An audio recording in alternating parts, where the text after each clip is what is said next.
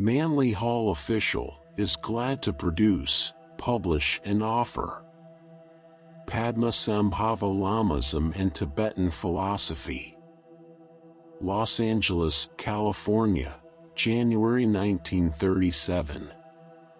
Padma Sambhava. Dear friend, prior to the advent of Buddhism, Tibet was an inaccessible land peopled with savage and even cannibalistic tribes engaged in almost constant civil war. Occasionally, several of these clans would consolidate for the purpose of invading Chinese territory. The Tibetan religion was a species of shamanism called Bon, consisting chiefly of ritualistic dances and offerings to appease the hosts of demons who were presumed to take continual offense at the actions of men.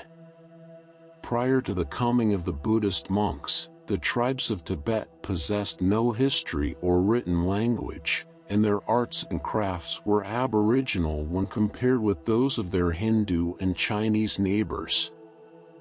If you're enjoying this video and finding value in the content, we kindly ask you to take a moment to subscribe to the channel. A large portion of our listeners and viewers haven't subscribed yet, and by doing so, you'll help us grow and continue bringing you more high-quality audiobooks. Your support means a lot to us, and it's just one click away.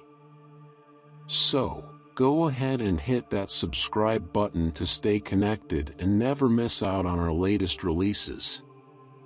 Until the end of the 7th century AD, even the Chinese were unable to penetrate Tibet. There is evidence, however, that at some very early time occult practices were introduced into the almost inaccessible Tibetan highlands, and that temples of religious mysticism were built there prior to the Christian era. Such institutions produced little effect upon the general status of the people, and little now remains as proof of their existence other than highly magnified legends and Buddhist books dealing with the prehistoric periods. In one account, Buddhist priests entered Tibet in the 5th century before Christ. In another, a monastery was built at Mt. Kailas BC 137, and a third tradition describes several sacred relics of the Buddhist faith that fell from heaven in the 4th century AD. Modern historians, though pitifully uninformed on matters of Lama's tradition, are inclined to discredit the existence of any Buddhistic influence among the Tibetans prior to the 7th century of the present era, and no complete history exists prior to the 11th century, from which time a well-organized, if somewhat embellished, history is available. The first European to reach Lhasa, the Vatican of Buddhism in Tibet, was the Roman Catholic missionary Father Odoric of Pordenone, who reached this stronghold of Lamaism about AD 1330. About AD 600, Srongtsen Gampo ascended the throne of the consolidated clans of central Tibet to continue the work of general organization begun by his father, who had extended his domains from the valley of Yarluan. Being only about 16 years of age, the youthful king was easily influenced by his two young and attractive wives, Brakuti, the daughter of the king of Nepal, and Wencheng, a Chinese princess. Both of these royal ladies were firm adherents of the Buddhist faith. When Srongtsen Gampo sued for the hand of the princess of Nepal, he addressed the following words to her father, Amsavarman: I, the king of barbarous Tibet, do not practice the 10 virtues, but should you be pleased to bestow on me your daughter, and wish me to have the law, I shall practice the 10 virtues. Though I have not the arts, if you so desire, I shall build 5,000 temples. In this manner was Buddhism introduced into Tibet.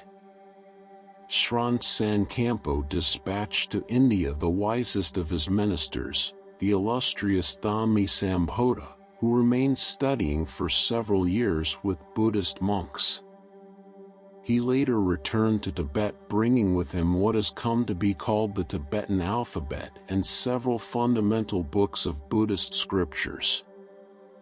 Although Sron Sankampo was undoubtedly the greatest of the early kings of Tibet, he did little more for Buddhism than to establish a precedent upon which later priests and princes were to build the complicated structure of Lamaism. He was not a religious man and led a life of warfare both abroad with his armies and at home with his wives. His Nepalese princess was of a choleric disposition and kept his household in an uproar out of jealousy of his Chinese wife. Sron Sankampo was canonized after death because he had opened the way for the civilizing of Tibet, and in the Lamist pantheon is regarded as an incarnation of the great Bodhisattva Avalokitesvara, known to the Chinese as Kuan Yin. His two wives were also canonized as female aspects or Saktis of a divine power, becoming the white and the green Taras, respectively. The first image of Buddha to come into Tibet was brought as part of the dowry of the Nepalese princess. During the reign of Sron Sankampo, the following Buddhist priests entered Tibet: Kusara and Sankara Brahmana from India, Sila Manju from Nepal, Washang Mahatse from China, and Tabuta and Kanyuta from Kashmir. Padma Sambhava was born in the province of Udayana, a district northwest of what is now called Kashmir. The exact date of his birth is uncertain, but for practical purposes, we may say that the miraculous event occurred in the opening years of the 8th century. The Lotus-born one, as he is most generally known among the peoples of Northern Asia, carries several titles. By the Tibetans, he is called Kuru Rinpoche, or the Precious Kuru, or more simply he is referred to as Lapin, which means teacher. Udayana, the state from which the master came, has long been associated with stories of magic and sorcery. Referring to this northern area, Marco Polo wrote, "They have an astonishing acquaintance with devilries and enchantment, insomuch as they can make their idols speak. They can also, by their sorceries, bring on changes of weather, and produce darkness, and do a number of things so extraordinary that no one without seeing them would believe them." In the opening years of the 8th century, the blind king Indrabodhi was ruler over the great country Udayana. His reign was marked with singular misfortune. Famines afflicted his people. The king, to relieve their sufferings, emptied his treasuries, impoverishing the state. Chief among the misfortunes was the death of the king's only son, so that the land was filled with mourning, suffering, and despair. In the time of their great emergency, the king and the people prayed to the gods for help and brought many offerings to the shrines and temples of Buddha. And so sincere and devout were these people, and so deep was their distress, that the voice of their prayer ascended through all the lokas, or worlds, and was heard by the ever-listening ear of Amitabha. The ever-meditating Lord, seated upon his lotus throne above the universe, was moved to compassion by the prayers of the people of Udayana, and he realized within himself that help should be sent unto them. And instantly, by the mystery of realization, a beam of light came forth out of Amitabha, and pouring through all the worlds, flowed as a red ray of celestial effulgency upon the earth. And the red ray came to rest at last in the center of a sacred lake in the midst of Udayana. Indrabodhi, the king, perceived in a vision the omen of a great happening. A golden thunderbolt descended from the heavens and rested in his hand, a great light filled the whole world, and the blindness of his eyes was cured.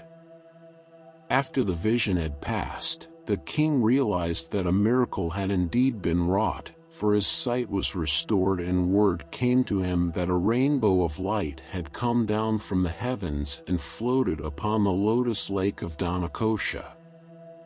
This light extended not only through all the elements of matter but illumined also the superphysical world, rendering luminous and exalted the whole of nature.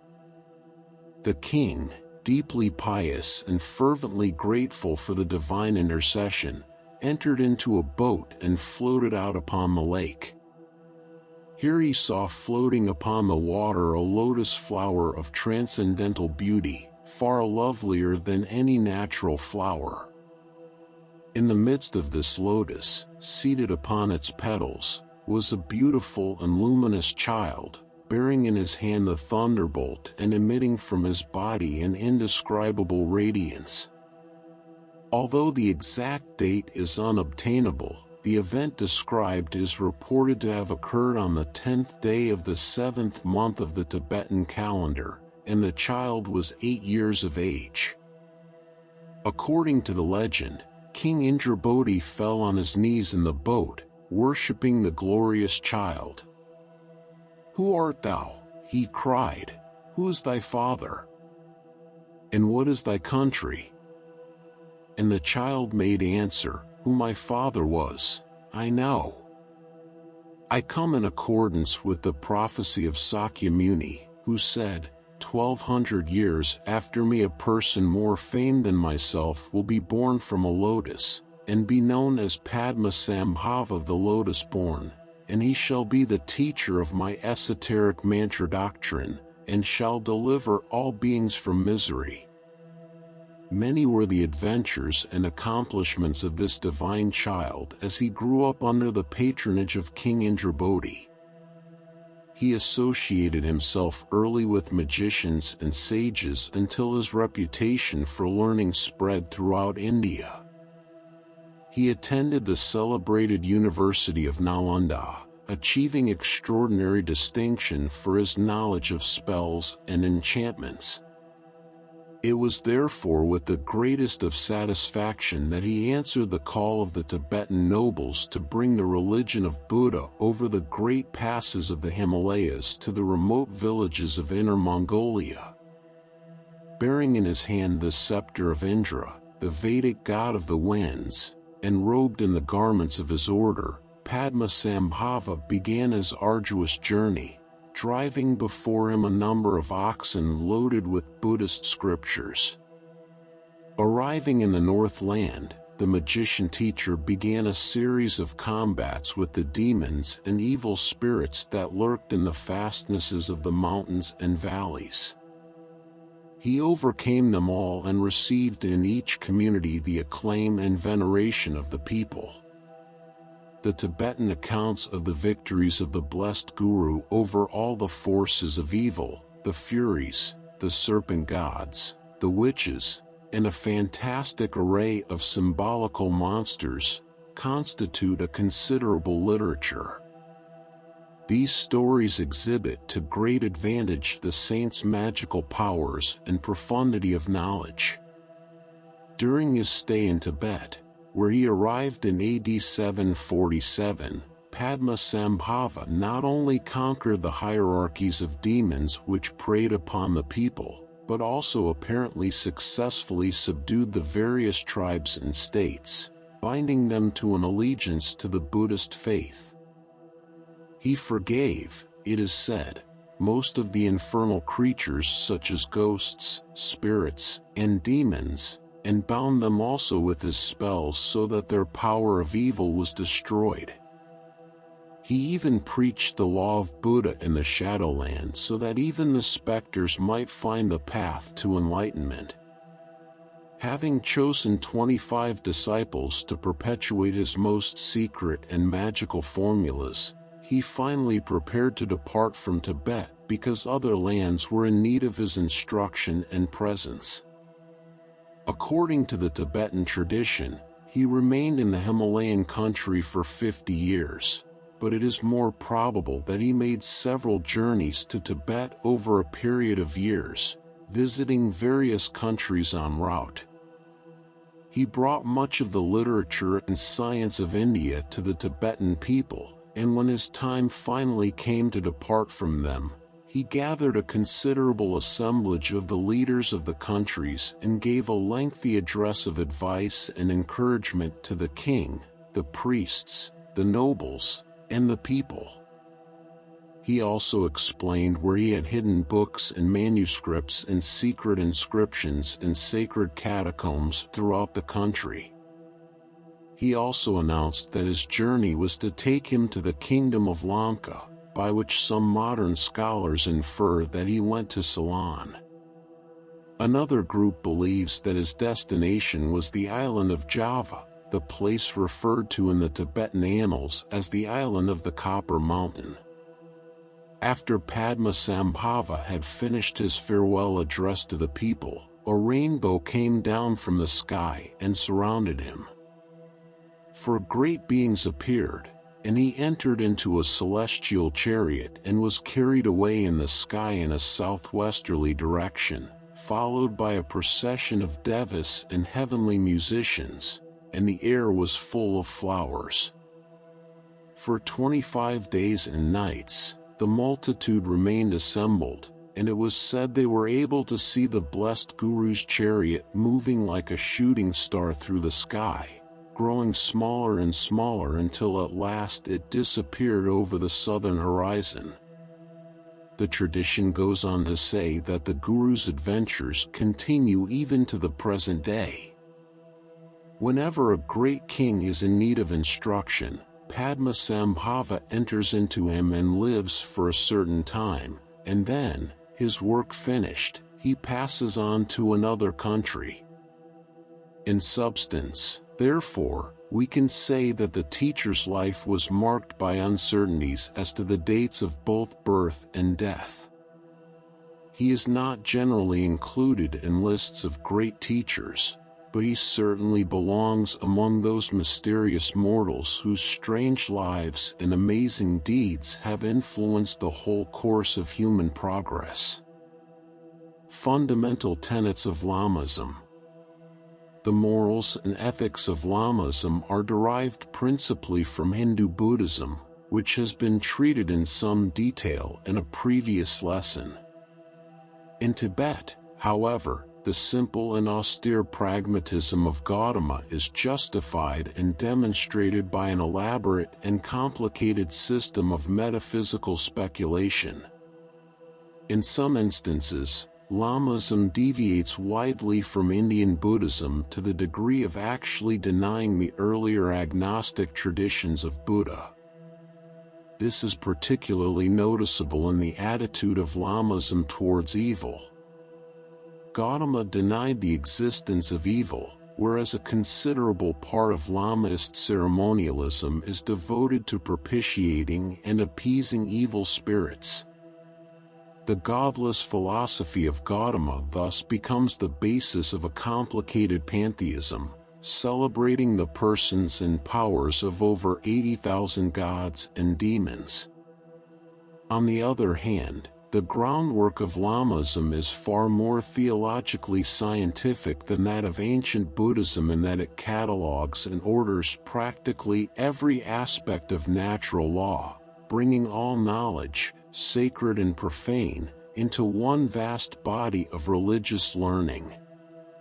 The numerous and often apparently grotesque aspects of Lamaism are suspended from a great and essentially sound framework of cosmogony and anthropology. These far northern mystics have evolved a theory of existence so amazingly ramified that it confounds and bewilders the best evolved systems of Western thinking. Lamaism is a system of Asiatic Kabbalism, probably deriving its authority from the pre-Buddhistic Brahmins. It speculates in all 5 of the accepted fields of philosophy and explores fields of natural learning where Occidental thinkers fear to tread. Clarified of its demonism and reduced to a more or less orderly tradition, the substance of Lamaist metaphysics is as follows. The foundation of Lamaist speculation is established upon the acceptance of an ever-existing but unconditioned state to which the term the Absolute may be properly applied. This primordial and unchanging condition of infinite force, this unacting action, unaging time, unthinking thought, unknowing knowledge is the source and substance of the universe which maintains existence, and though uncreated, supports creation. In the Tibetan system, this absolute, this non-entity, is referred to as Adi Buddha. Professor Rhys Davids, one of the greatest Western authorities on Buddhism, declares that this being Adi Buddha, or the primordial Buddha whom he believes to signify primordial wisdom and infinite mind, was devised as a philosophic symbolic figure in the 10th century AD. Those who are acquainted with the esoteric elements of Buddhism, however, affirm that this being was recognized by the first earliest masters of the Buddhistic philosophy, for Gautama Buddha himself says, "From the very beginning have I roused, brought to maturity, and fully developed the Bodhisattva." In his valuable work, The Buddhism of Tibet, Austin Waddell declares that the theories regarding Adi Buddha have been in existence since the 1st century. To the uninitiated, Adi Buddha is the primordial God, but to the wise, the state or condition which is not God but is that by virtue of which both gods and men are established. From the eternal subjectivity of Adi Buddha manifests the first and most abstract objectification. This manifestation is the Logos, thought, son of the eternal thinker. Being, progeny of not being. Thing, issuing from no thing. Numbers suspended from number. Adi Buddha causes to shine out from itself a single ray of absolute force, and this ray is called Vajradhara, the Logos already referred to. Vajradhara, the first of the existing Buddhas, or, in the esoteric system of Lamaism, the first of intellects, for in this system of philosophy all creations and all creatures are modes of intelligence descending in a concatenated line from Adi Buddha, whose very being is the substance of nirvana. Vajradhara, the eldest of all beings out of not being, is pictured as seated meditating in the midst of space, his immense being faintly shadowed midst the eternal sea of the infinite. Vajradhara is the eternal meditator, the being in whom all things are epitomized, the mind in whom all minds are centered, existent but not creative. He can be defined in the words of Simon Magus, the Gnostic, who said of the first Logos that he stood, stands and will stand. It is not given to Vajradhara, however, to take the 3 great strides or steps by which the dimensions of space and the worlds that dwell therein are established. Therefore, from Vajradhara there issues forth the diamond heart, Vajrasattva, the second Logos. The builder who creates all things by contemplation. Vajrasattva emanates from itself the 7 gods, the architects of the universe, which in the Tibetan system are the dhyanas or sons of meditation. Literally, those who are created by the exercising of the contemplative power. In discussing the dhyana Buddhas, most writers refer to only 5 because the 6th and 7th belong wholly to the esoteric tradition, as we shall presently observe. The 5 exoteric dhyana Buddhas are the source, cause, and substance of the 5 elements of the material world, of the 5 organs of power, and the 5 faculties of sensation.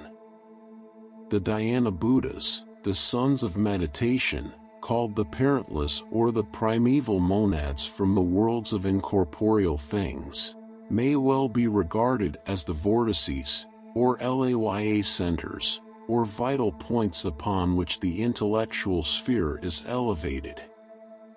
Are these not also the glorious blossoms referred to by Proclus, which, descending from the divine nature, become the 7 directions of the world, as in the Sepher Yetzirah, and the 7 chakras or whirling wheels upon which the constitution of man is supported? The next point to be carefully noted is that the Dhyana Buddhas are not terrestrial creatures but beings established in the substance of intellect. In Platonic terms, they are the ideas of the 7 perfections, of which 2 must remain concealed.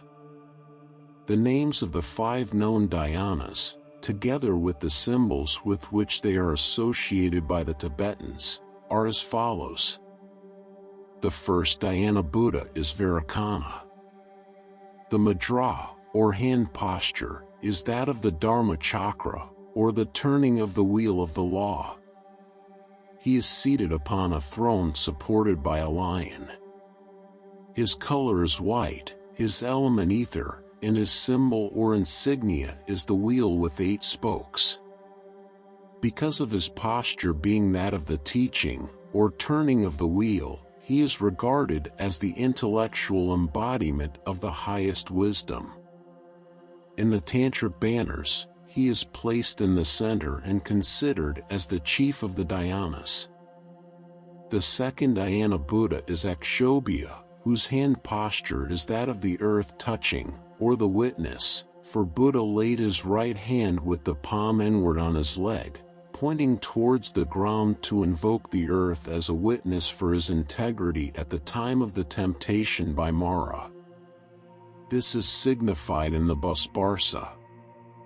This Dhyana Buddha is seated upon a throne supported by an elephant. His color is blue, his element air, and his peculiar symbol is the Vajra, or thunderbolt. He is seated in the east. The third Dhyana Buddha is Ratna, whose hand posture is called Vara, or the best bestowing. It is the posture of charity, with the palm turned upward away from the body. The Buddha is enthroned upon the back of a horse. His color is gold and yellow, his element earth, and his symbol the Ratna or jewel. He is seated in the south. The fourth Dhyana Buddha is Amitabha, the Buddha of boundless love.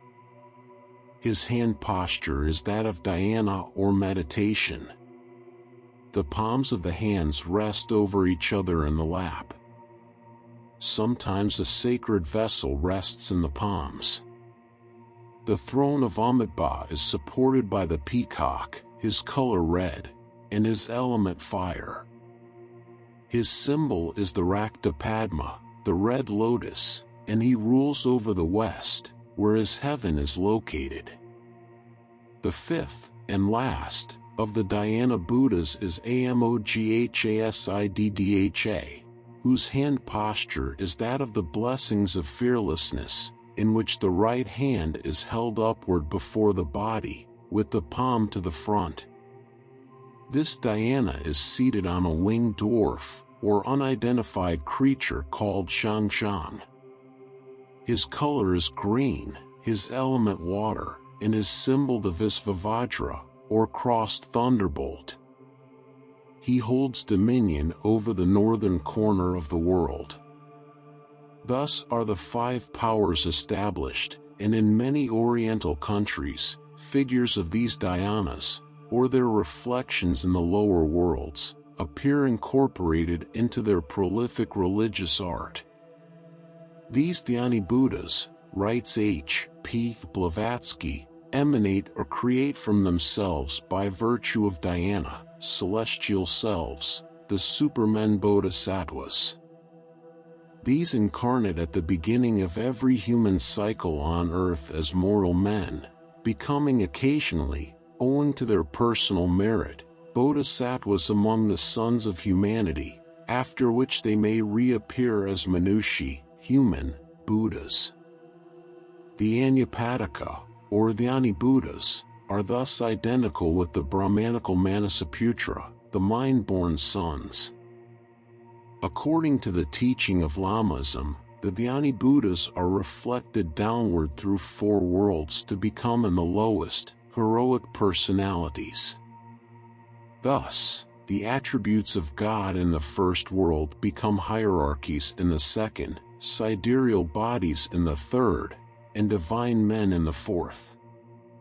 The divine impulses, striking the various levels of manifestation, evolve vehicles upon these levels. In the constitution of man, the ideas, or principles, of the dhyanas may become sense perceptions, or in the world, they may become races, in the constitution of the earth continents, in the solar system planets, and in the cosmos those abstract or divine substances which in the lower world manifest as the elemental essences. As these dhyanas come into concrete manifestation, their correspondences appear within the sphere of our perceptions, for the 6th dhyana will bring with him the 6th continent, the 6th race, the 6th round, the 6th sense, the 6th element, etc. Through their shadows, or manifestations, these dhyanas are also the directors of the great world periods, or ages, and all such divisions existing in it. They are also concerned with the substances of one of these 5 meditating divinities. It has already been intimated that each of the Dhyani Buddhas caused to issue out of itself a bodhisattva, or spiritual entity, which is an aspect of itself.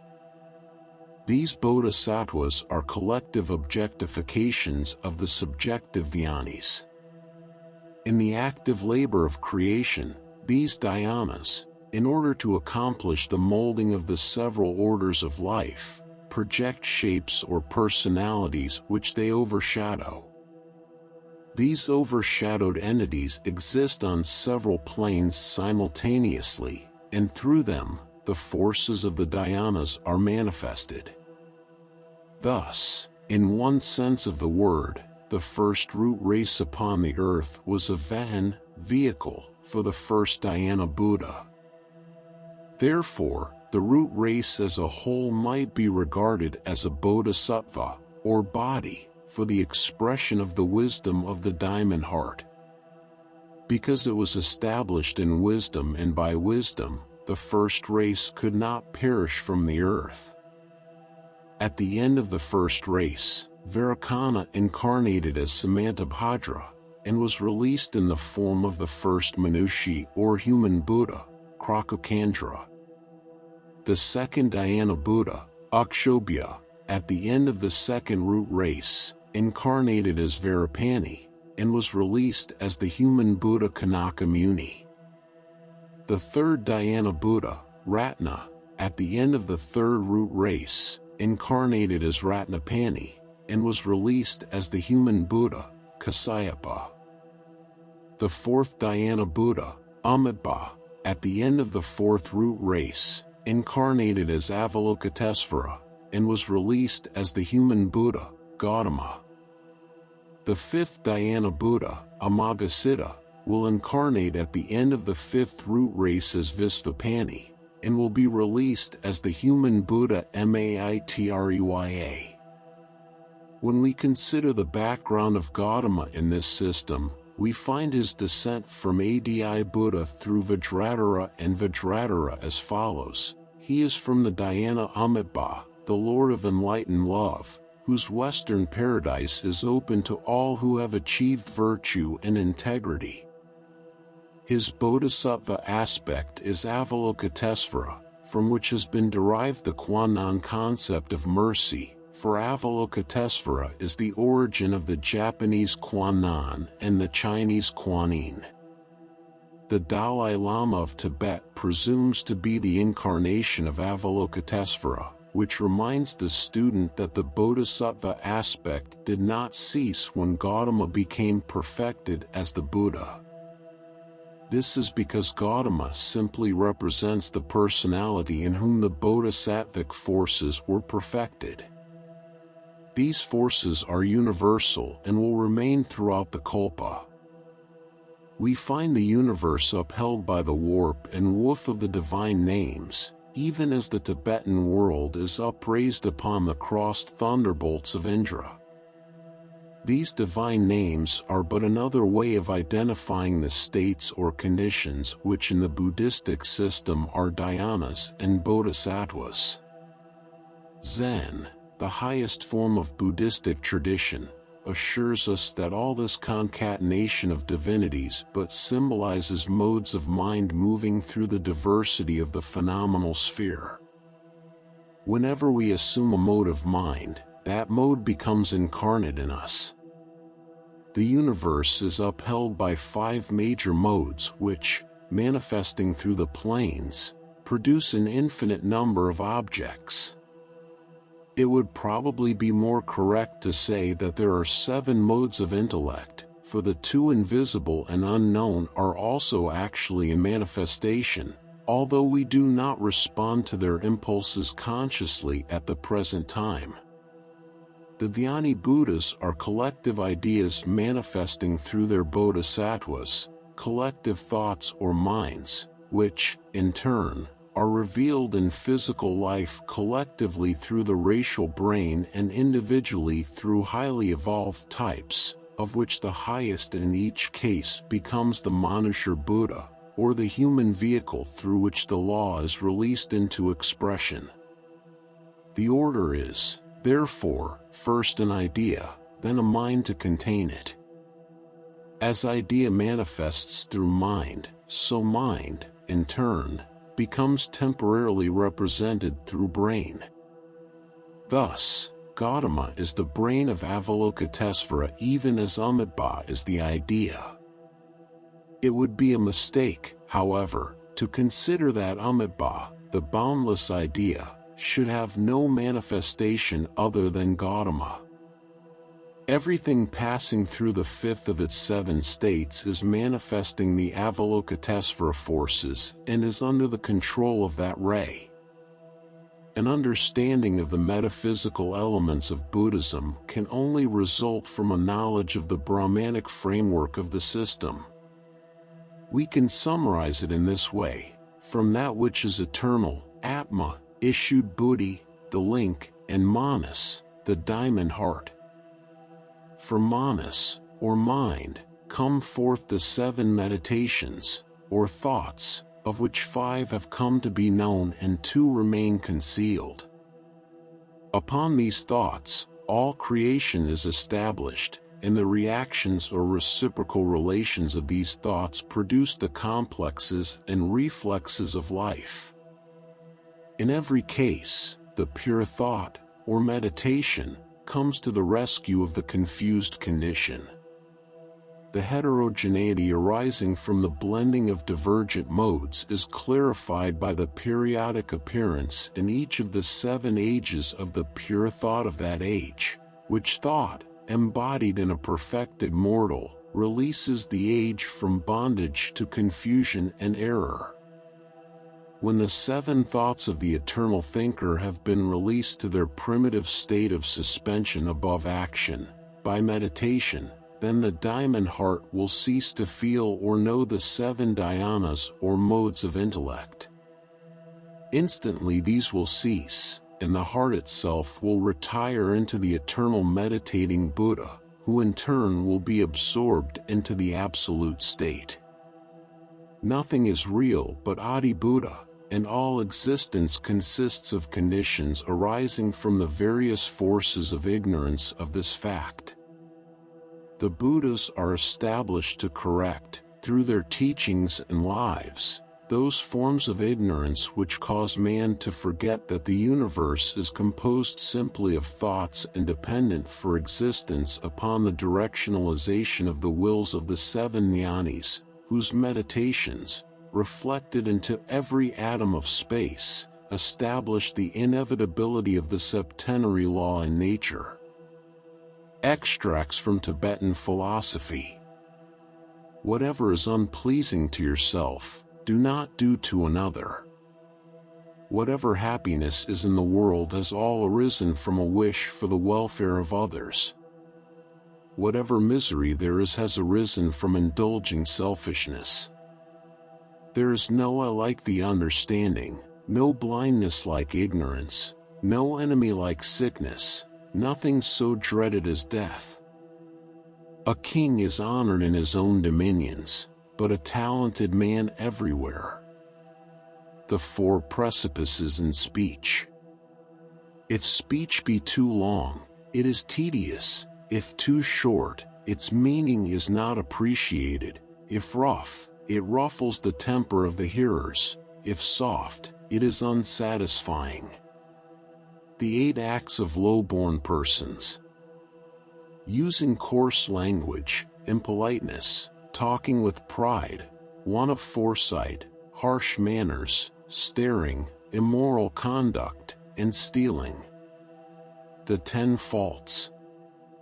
Unbelief in books, disrespect for teachers, rendering oneself unpleasant, covetousness, speaking too much, ridiculing another's misfortune, using abusive language, being angry with old men or with women, borrowing what cannot be repaid, and stealing. Yours sincerely, Manly P. Hall. Copyright 2025 by Manly Hall Official. Thank you for listening. Please consider to subscribe, like, and share to help the channel growth, new videos on a daily basis.